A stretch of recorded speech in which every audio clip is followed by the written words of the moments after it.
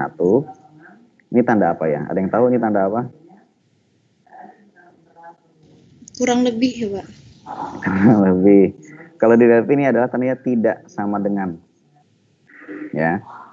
Jadi apakah edit 1 tidak sama dengan kosong? Nah, jika edit 1 tulisannya tidak sama dengan kosong, dan edit 2 tulisannya tidak sama dengan kosong, maka akan muncul ini, mistake dialog. Mistake DLG. Ini mistake dialog kan kalau coba lihat yang satu jalankan dia akan muncul pesan. Nah ini kodenya memunculkan pesan. Message dialog. Message DLG. Kemudian ada tulisan terima kasih. Kemudian di sini MT information, ini jenis dialognya, jenis pesan yang muncul information. Ya, berbeda dengan kalau kalian coba yang error, ini ada MT error. Ya. Jadi kalian kalau mau coba aja tulisannya kosong. Kalau tulisannya kosong, dia lari ke sini, ke else. Nama dan alamat harus diisi, gitu kan? Kalian coba perhatikan perbedaan antara dialog yang information sama dialog yang error.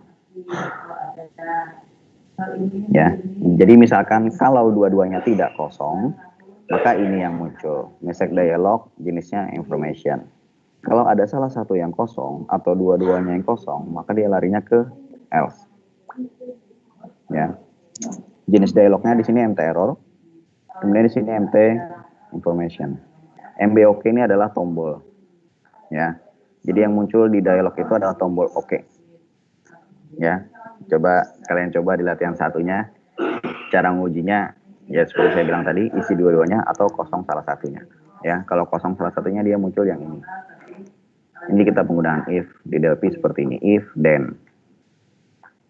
Kemudian nol ini artinya apa yang terjadi setelah kita tekan OK, artinya tidak terjadi apa-apa ya, tidak menghasilkan apa-apa. Ada pertanyaan tentang latihan 1? Sudah cukup jelas? Maaf Pak, bisa diulangi nggak Pak yang MBOK tuh Pak? MBOK ini tombol ya. Coba kalau kalian lihat pada saat mistake dialognya itu muncul ada satu tombol OK namanya. Ya, ini kita memunculkan MBOK, button OK. Di sini, pada saat button OK diklik, yang terjadi adalah nol ini, artinya tidak terjadi apa-apa. Maksudnya dia akan close dari dialog itu. Udah, itu aja. Ya, ini pun pada saat dialog yang ini muncul ada satu tombol OK. MBOK ini akan muncul tombol OK gitu loh. Tapi pada saat tombolnya diklik tidak terjadi apa-apa. Artinya dia menghapus, maksudnya meng-close dialog itu. Ya. Gimana? Jadi kalau kalian coba, maksudnya ya cobakan lihat perbedaannya antara MT information di sini sama MT error. Ya. Mungkin saya juga harus nyoba deh.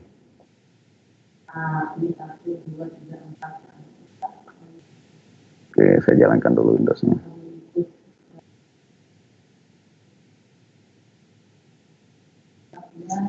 Bentar ya.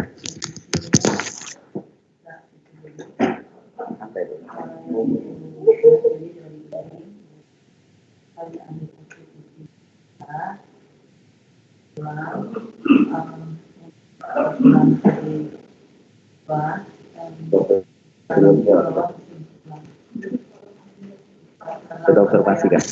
Itu perusahaannya. Oh, siap gawe dah lah. Oke.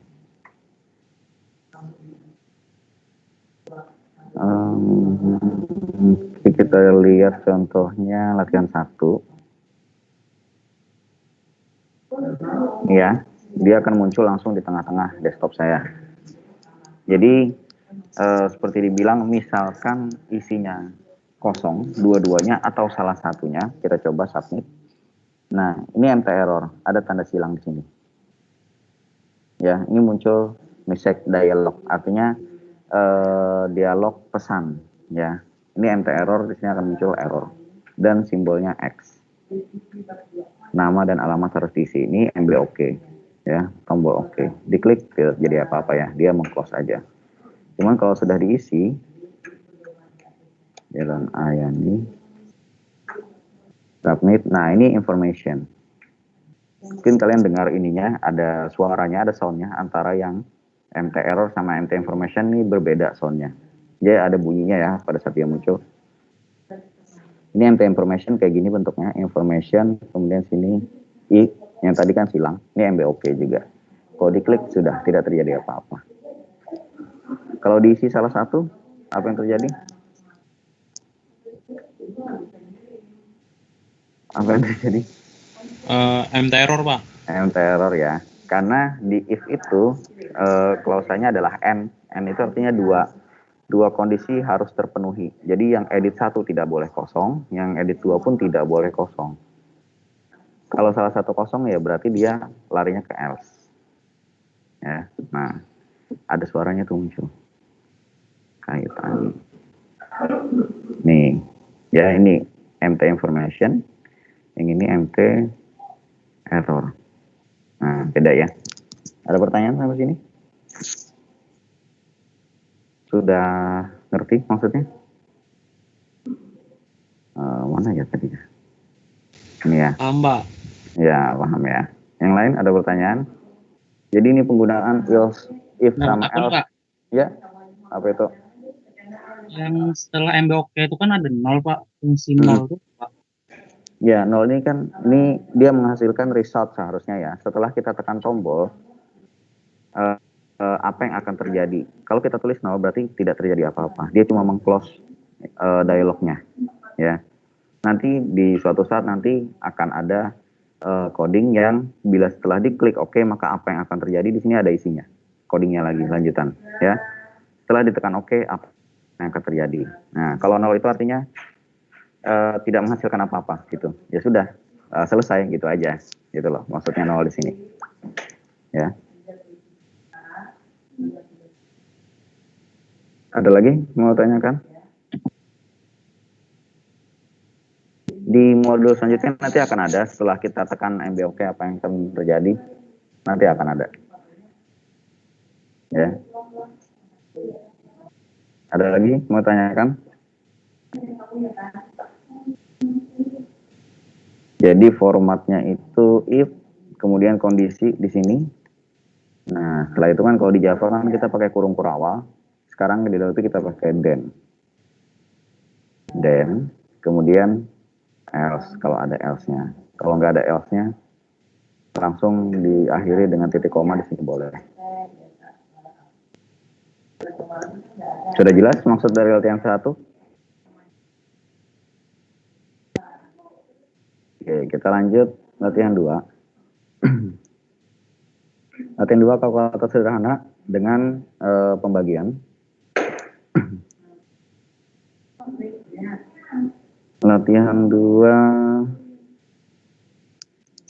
Oke, ini propertiesnya position seperti tadi, desktop center. Artinya pada saat dijalankan dia akan berada di tengah-tengah layar kalian.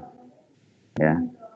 Ini captionnya sudah tahu kan, caption itu tulisannya, teks pun tulisannya 0, 0, 0. Nah, kita mulai dari button 1. Ini codingnya. Ini seperti saya bilang kemarin, ini tempat peletakan variabel. Ya, jadi di Delphi, tempat meletakkan variabel itu ada tempat khusus. Letakkan di atas begin. Jadi semua variabel yang akan kalian gunakan, itu kalian deklarasikan di atas begin. Kita buat sebuah variabel dengan nama X, tipe datanya integer. Kemudian kita buat sebuah variabel dengan nama Y, tipe datanya adalah integer. Dan kita buat variabel dengan nama Z, tipe datanya adalah real. Kenapa kita gunakan Z ini, tipe datanya real? Karena dalam pembagian kalau kita pakai coding slash, itu pasti akan menghasilkan koma. Ya, makanya kita siapkan untuk menyimpan hasilnya, kita siapkan dengan tipe data real. Kayak gitu. Ya, jadi karena dalam pembagian itu nanti akan menghasilkan koma. Kan kayak 4 dibagi 3 itu adalah 1,3333. Nah, itu kan tidak bisa disimpan dalam tipe data integer. Makanya kita siapkan dengan tipe data real. Oke. Kemudian di coding ini x.2 sama dengan str to in. Ini ada yang tahu maksudnya apa? Yang saya blok ini. Ada yang tahu?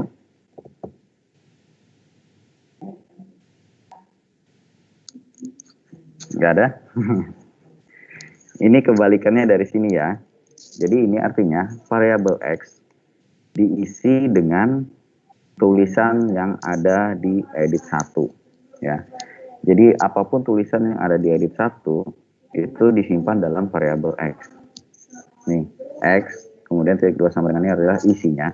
Kita isikan apa? Kenapa di sini str to in? Karena tulisan yang ada di edit, di komponen edit itu pasti string. Kita ubah dulu ke integer, ya. Jadi ini codingnya mengubah dari string ke integer adalah str to in. Kenapa integer? Ya karena kita deklarasikan ini sebagai integer dulu, ya.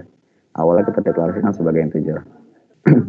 Jadi variabel X ini diambil dari isian edit 1, kayak gitu. Kemudian variabel Y diambil nilainya dari isian edit 2. Gitu ya. Jadi variabel X isiannya diambil dari edit 1.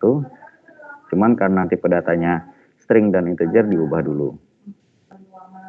Kemudian Y diambil dari edit 2. Kemudian Z adalah X slash Y. Itu artinya pembagian ya.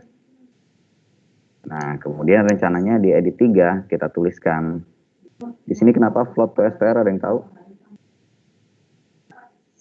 Di sini str to in, tapi di sini float to str. Kenapa berbeda? Menggunakan float, Pak? Ya, karena Z ini kan float ya, atau real ya. Mau kita letakkan di edit 3 yang tipe datanya adalah string, maka diubah dulu ya dari float ke string. Ya, jadi ini kalau kalian ketemu titik 2 sama dengan, berarti nilai yang di kiri ini yang diisikan. Berarti, oh tulisan di edit 3 isinya adalah Z. Tapi dari float diubah dulu ke string. Kayak gitu. Ya. Jadi ini untuk mengambil nilai ke dalam variabel ini untuk menuliskan yang ada dalam variabel ke edit ini dibalik. Ya terserah ya. Penggunaannya terserah. Jadi kalau di Java kan beda. Ada yang namanya getText. Ya, di Java ini getText. Variable X diambil dari text. Nah, ini getText. Kalau ini setText. Kalau di Java ya. Oh, berarti komponen ini diisikan dengan teks apa. Di Java berbeda. Tapi kalau di OT sama, tinggal dibolak-balik. Ini ngambil nilai ke dalam variabel dari edit 1, kemudian ini menuliskan komponen edit 3 dari variabel. Ada pertanyaan dulu sampai sini? Pak, itu berarti str to int itu berarti string to integer loh, Pak? Iya, betul. Jadi kan yang diambil kan dari edit 1 kan? Teks dari edit 1. Nah, seperti saya bilang, tulisan yang ada di komponen edit ini pasti string. Ya, ini pasti string. Mau kita masukkan ke dalam variabel yang tipe datanya integer, artinya diubah dulu dari string ke integer. Gitu. Yang ini kan tipe datanya string ya. Mau kita tuliskan variabel Z. Z tipe datanya adalah real atau float. Makanya diubah dulu dari float ke string, baru dimasukkan ke dalam sini. Ya. Jadi kalau edit .text itu pasti string. Sama kayak kita pakai scanner Java, scanner itu kan saya bilang dia pasti string. Kita tinggal main aja lagi to int, to double, to float. Nah, kayak gitu kan kalau di kemarin di Java kalau masih ingat. Ya tadi mau tanyakan?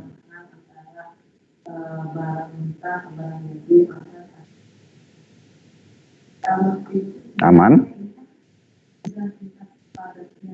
Lanjut, Pak. Lanjut, oke. Kemudian lanjut ke komponen edit 1, edit 2 on key press. Saya bisa menjalankan kayak gini.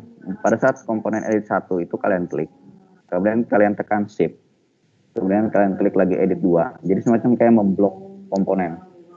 Itu bisa. Atau satu-satu boleh. Edit 1 on key press masukkan coding ini. Edit 2 on key press masukkan coding ini juga. On key press ini artinya, saya coba jalanin. On key press latihan 2 ya. Nah ini alamat yang 2. On key press itu artinya pada saat kursor saya di edit 1, kelihatan nggak? Kursor saya kan di edit 1. On key press itu pada saat saya tekan keyboard. Itu on key press, berarti codingnya akan jalan. Pada saat saya tekan keyboard, tekan tombol-tombol di keyboard, itu codingnya akan jalan. Itu on key press. Ya. Ini edit 1 on key press berarti. Kalau di sini edit 2 on key press. Pada saat kursor saya di edit 2. Ngerti ya? Ini pada saat kursor saya di edit 1. Nah, ini pada saat saya ketik 9, ini on key press-nya jalan. Pada saat saya ketik 4, 5, itu jalan on key press-nya. Nah, sedangkan codingnya apa? Perintahnya adalah if ya, jika tidak. Ini agak susah ya membacanya ya. Jika tidak, maksudnya jika yang diketik itu bukan angka 0 sampai 9. Nah gitu loh. Jika yang diketik bukan angka 0 sampai 9 atau titik atau keyboard nomor 8. Ada yang tahu keyboard dengan nomor urut tombol nomor 8? Ada yang tahu itu apa? Ini kalau ada slash di depan, bukan slash. Kalau ada hashtag sih apa sih? Sum ya. Pagar di depan. Pagar, Pak. Ya, depan pagar itu artinya nomor urut ya, nomor urut kuncinya, nomor urut ketukan di keyboard. Nomor urut 8 ini adalah backspace. Ya. Jadi kalau bukan angka 0 sampai angka 9 atau titik atau backspace, kalau bukan itu, maka yang akan muncul adalah key nomor 0. Nomor 0 itu artinya tidak terjadi apa-apa. Silahkan kalian coba. Misalkan saya klik 0 muncul, 1 muncul, 2 muncul, 3 muncul, backspace muncul, titik muncul. Tapi kalau saya ketikkan huruf U, dia tidak muncul. Ya, jadi itu on key press tadi kita kasih pembatasan. Jadi yang muncul itu adalah 0 sampai 9, kemudian titik sama backspace. Ya, kalau saya tekan huruf R tidak muncul. Saya tekan huruf K tidak muncul. Saya tekan 7 muncul. Saya tekan titik muncul. Saya tekan backspace ngaruh. Selain itu dia tidak akan berpengaruh. Saya tekan tanda seru tidak akan muncul. Saya tekan slash tidak akan muncul. Ya. Di edit 2 pun seperti itu. Angka masuk, selain angka tidak masuk. Titik masuk, backspace masuk. Koma tidak masuk. Gimana? Jadi ini codingnya ya. Jika bukan angka 0 sampai 9 atau titik atau backspace nomor 8, maka tidak terjadi apa-apa. Jadi selain itu tidak terjadi apa-apa. Kalau kalian ketik R, dia tidak akan terjadi apa-apa. Ini nomor 8 adalah backspace ya. Kalau nomor 13 itu enter. Jadi misalkan ada nomor 13 di sini kalian ketemu key nomor 13 itu artinya enter. Ada pertanyaan?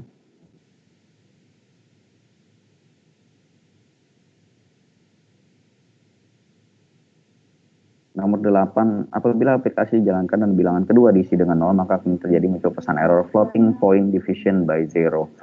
Dalam matematika tidak ada bilangan yang bisa dibagi dengan 0, makanya error. Ya. Semua bilangan itu tidak bisa dibagi dengan 0. Itu hasilnya kalau di kalian belajar matematika, misalkan bilangan dibagi 0, itu hasilnya adalah tanda apa itu yang kayak infinite itu ya. Ya. Itu artinya kan bisa tidak terhingga atau tidak terdefinisi. Makanya untuk menghilangkan pesan ini, kita kasih if. Nah, y-nya itu tidak boleh 0. Kalau 0, muncul pesan bilangan 2 adalah 0. Makanya di ini kita rombak codingnya, kita kasihkan if. Agar pada saat programnya jalan, y-nya tidak diisikan 0. Ya. Jika Y tidak sama dengan 0, maka jalan. Tapi kalau Y-nya 0, maka akan muncul pesan. Saya coba. Y-nya 0. Nah, muncul pesan ya. Bilangan 2 ada sama dengan 0. Ini nggak boleh. Tapi kalau bukan 0, nah, dia akan langsung dijalankan. Tapi kalau 0, dia larinya ke else. Ini else. else show message bilangan 2. Jadi akan munculkan pesan bilangan 2 sama dengan 0. Ada pertanyaan tentang ini?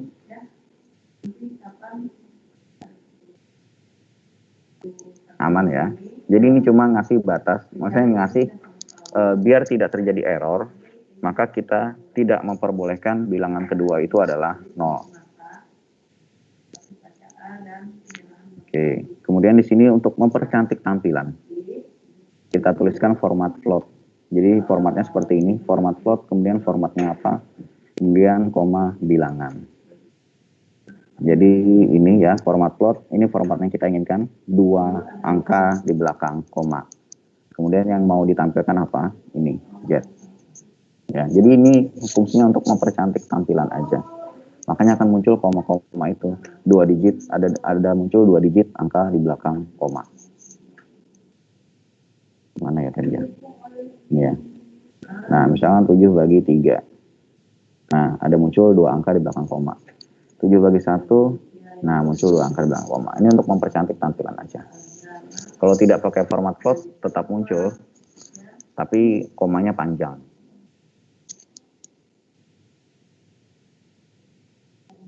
Gimana? Ada pertanyaan? Wah, anda takut lagi, Pak. Nah, apa itu? Kenapa ada N sebelum else itu, Pak? Oke. Kenapa ada N sebelum else? Bagus, pertanyaannya bagus sekali. Jadi, di Delphi seperti saya bilang, format tulisan if itu seperti ini ya. If, kemudian ada then kan. Yang tadi kan nggak ada N-nya kan, di latihan 1 nggak ada N-nya. Jadi, di Delphi itu seperti ini. Setelah if, kemudian then, yang akan dia kerjakan cuma 1 baris program. Ya, cuma 1 baris yang akan dijalankannya. Tapi kalau kita ingin menuliskan program lebih dari 1 baris, maka kita awali dengan begin dan end. Nah, kalau kalian lihat di sini, jika y-nya tidak sama dengan 0, yang ingin saya kerjakan adalah 2 baris ini. Bukan, ya sih 2, maksudnya 2 perintah ya. 2 perintah biasanya. Nah ini. Jadi kalau lebih dari 1 perintah, kita pakai begin dan end. Coba kalau kita lihat di latihan 1. Di latihan 1 nggak pakai begin end ya, karena yang dijalankan setelah then cuma 1 perintah. Nah, kalian lihat ini cuma 1 perintah. Ya. Kalau yang dijalankan lebih dari 1 perintah, kita pakai begin dan end. Ini. Jadi end ini adalah menutup yang ini. Kemudian lanjut aja else. Else pun seperti itu ya. Kalau setelah else lebih dari 1 perintah, pakai begin dan end lagi. Tapi di sini nggak pakai begin end karena perintahnya yang dijalankan cuma 1. Itu ya bedanya ya.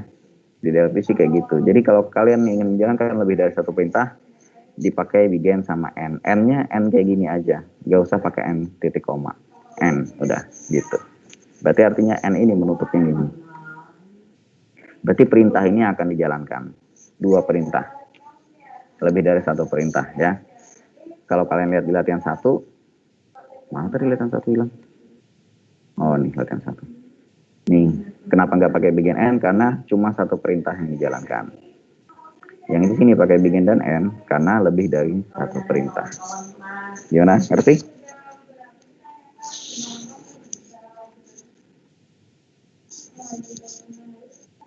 Ada pertanyaan lagi?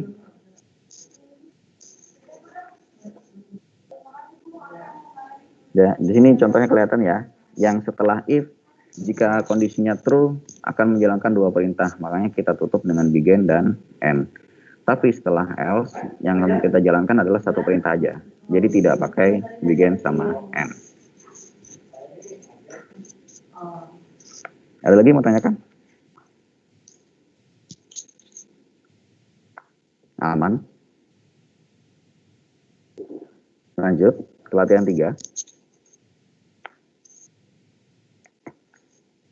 Lanjut ya. Latihan 3 gampang ya. Gampang. Kalian tinggal mengganti operasinya. Yang bagi pakai slash, yang tambah pakai plus, yang kurang pakai min, yang apalagi kali pakai bintang. Itu aja, gampang banget. Saya buka latihan saya. Cuman bedanya punya saya pakai integer. Saya yang pakai real itu cuma pembagian, ya. Tapi terserah kalian, nggak apa-apa. Nah, ini kan button 1 ini kan untuk bagi kan. Saya pakai real karena saya bilang tadi kalau kita pembagian menggunakan slash, yang dihasilkan pasti desimal. Tapi kalau misalkan penjumlahan, perkalian, kalau integer dikali integer ya pasti integer kan. Saya nggak pakai real lagi di sini. Saya pakai integer semua. Nih, kan hasilnya kan pasti integer. Misalnya bilangan bulat dikali dengan bilangan bulat, hasilnya pasti bilangan bulat. Makanya saya nggak pakai real lagi di sini. Cuman kalau kalian pakai real ya nggak apa-apa, sama aja. Di sini di pengurangan pun kayak gitu juga, bilangan bulat dikurang bilangan bulat, pasti bilangan bulat juga. Makanya saya pakai integer juga. Penjumlahan seperti itu juga, ya. Bilangan bulat ditambah dengan bilangan bulat jadinya bilangan bulat. Itu aja sih ya, gampang ya. Tinggal menduplikasi coding kemudian diganti dengan operasinya. Operasinya diganti. Sama sih ya, kalian kan nggak ada masalah mengerjakan latihan 3. Ada pertanyaan? Sudah selesai semua latihan 1, 2, 3-nya?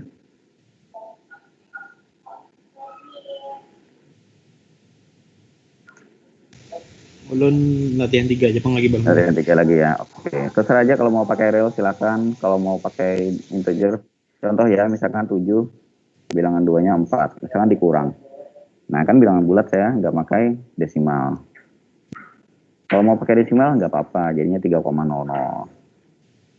Karena saya pikir itu ya, pengurangan bilangan bulat dikurang bilangan bulat tetap hasilnya bilangan bulat. Kecuali pembagian. Nah, pembagian saya baru pakai real. Kalau penjumlahan saya tetap pakai integer. Perkalian tetap pakai integer juga. Ya, jadi nanti mungkin kalian bisa merancang kira-kira hasilnya tipe datanya apa. Ya. Gampang ya untuk latihan 3, kalian tinggal duplikasi dengan latihan 2, kemudian diganti operasinya aja. Ini yang kali pakai bintang, yang kurang pakai dash ya, ini dash. Yang kali pakai bintang, yang tambah pakai plus. Ada pertanyaan? Pak, hendak bertakun Pak. Ya. Tapi ini di luar dari latihan ini Bang. Nggak apa-apa.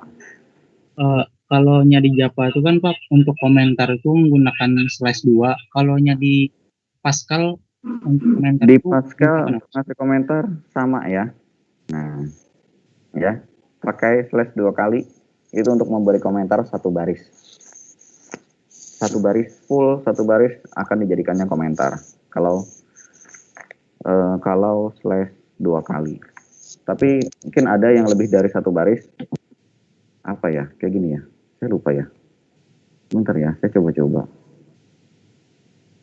Oh, bukan. Apalah. Apa yuk? Saya lupa. Bukan. Nanti saya cari lagi ya. Saya lupa, ada yang ngasih komentar yang lebih dari 1 baris. Saya kebanyakan bahasa, saya jadi lupa. Jadi kalau untuk ngasih komentar 1 baris, bisa pakai /2 kali. Ya, sama seperti Java. Ya.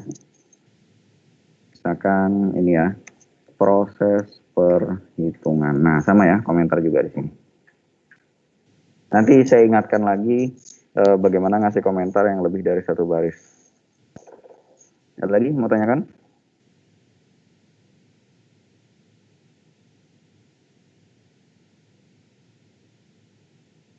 Sudah aman? Atau masih ada error?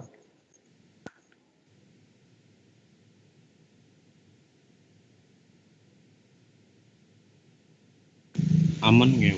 Aman ya, masih gampang ya. Baik, mungkin untuk sementara kita seperti ini dulu untuk yang kuliah praktek. Nanti mungkin saya rasa kita mulai dari latihan 17 tuh, saya rasa kita perlu kuliah secara tatap muka langsung gitu loh.